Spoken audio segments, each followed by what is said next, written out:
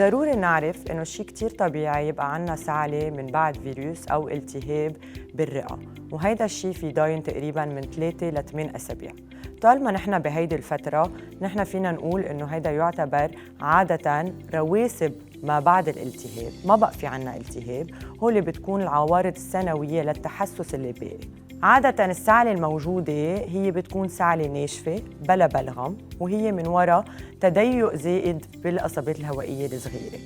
وقتها تبقى هيدي السعلة أكثر من 8 أسابيع أو تتغير نوعيتها، يعني بصير فيها بلغم أو ممكن يكون في عنا عوارض جديدة معها، يعني حرارة أو غير، نحن منفضل المتابعة مع أخصائي.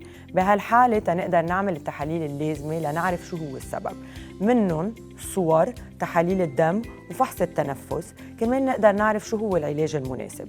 بحال كانت سعلة تحسسية بس من بعد الفيروس، نحن العلاجات بتتكل عادة على أدوية الحساسية وموسعات الشعيبات الهوائية.